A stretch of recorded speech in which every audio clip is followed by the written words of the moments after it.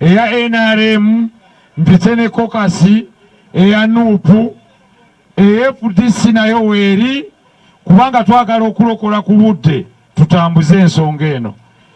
Abaka abavudde mu kokasi ya NRM naye ng'ate ye Hon Cissy Namujju njamuwaamu akenkizo olw'ensonga z'abadde n'omubaka Hon Kato Lubwama ez'enjawulo. Nja babuulira amazima.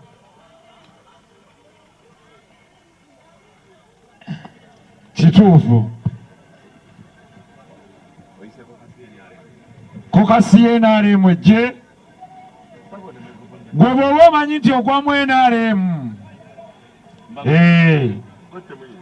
Mwebale kokasi ya NRM ejja wangi nedda maama mudde wano ensi esobole okubala mudde wano mu maaso mudde wano mutunule. Okay.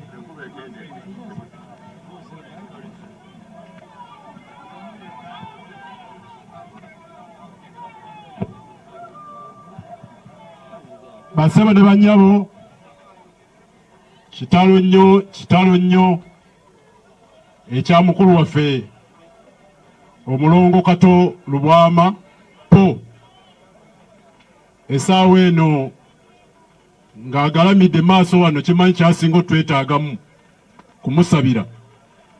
Tusaba Katonda w'ekitiibwa amusonyiwe yasobyanga omuddu amuwe ekiwumulo eky'emirembe. Nze Sentaayi Muhammad Muyanja nkiikirira abantu ba Bukoto West mu Lwengo District. Kitalo nnyo kitalo ddala basawo ne bannyabo beboogedde okunaabo Kato Lubwama byebyo era byonna bituufu. Nze Brandon Kintu nga mbaka Parliament okuva mu ssaza ly'e Kagoma ate era nze ayogera akabondo k'abaka ba NRM Parliament. Hon Kato wumula mirembe. Kamuga Pamela Nasiyo omubaka omukyalo okuva e Budaka District. Kato mukwano gwange wumula mirembe.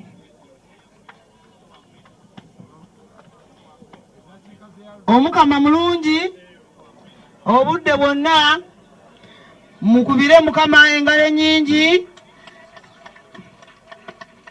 Amaama batuganya okuyita erinnya naye mama w'abaana abaana ba Kato ate mukwano gwaffe ani abakungu okuva mu gavumenti eya wakati n'emmengo mikwano gyange mwenna mikwano gya Kato Lubwama kitalo nnyo kitalo ddala ekya Kato Lubwama tumufiiriddwa aye tugenda mumumiisinga nnyo naddala nze ngenda mumumiisinga nnyo kuba ku Parliament mbadde bulandi ya Kato nga bwe baali abagamba Kato wuuyo naye kakati omulimu gw'ate wadde akola omukulu ogw'okubagambako nkyeteekateeka nabo banaagusobola kubanga si mulimu mwangu ogw'okubagambako naye nsaba Mukama Katonda omwoyo gwa Kato amuguumuze mirembe ate n'abasigaddewo abagumye naye mbakakasa maama Ana olwaleero nkedde ku Parliament kubanga Kato nga tulina Conrad Kato yaleka abanjaayo ku Parliament mukulu Nsereko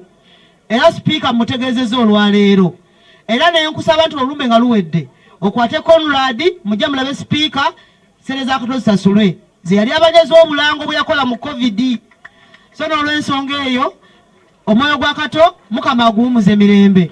Amanya nze Namujju Dionisia omubaka owa Lwengo District omukyala ate era omuntu wa Kato ow'okukiddo Mukama Katonda muwe ekiwumulo eky'emirembe.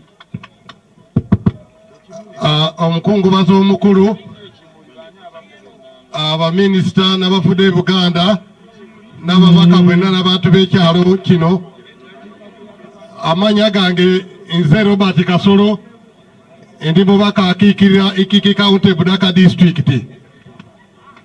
Kato abadde mukodomi wange Kato abadde mukwano gwange Kato tubadde tunyumya nabyo bingi nnyo naye mwebale nnyo okujja okwerekera mukwano gwaffe Kato mwebale nnyo Kato Mukama akuwe ekiwumulo ekirungi. Conrad ne Ani Conrad will be with you.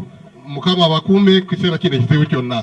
Mwebale nnyo, mwebale. Katonda abeere. Katuyite abeena mukokas muteekeko ekimuli kyammwe mu kiseera kino. Kuwenga omuke. Ekimuli kyabwe kiba kya langi ya kyenvu. Bayite bakulu.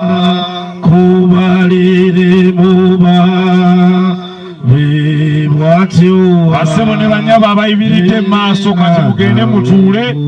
Endagaano yakate ewedde ya ddakiika 3. Enkuba eweddeyo. Mufune we mutuula.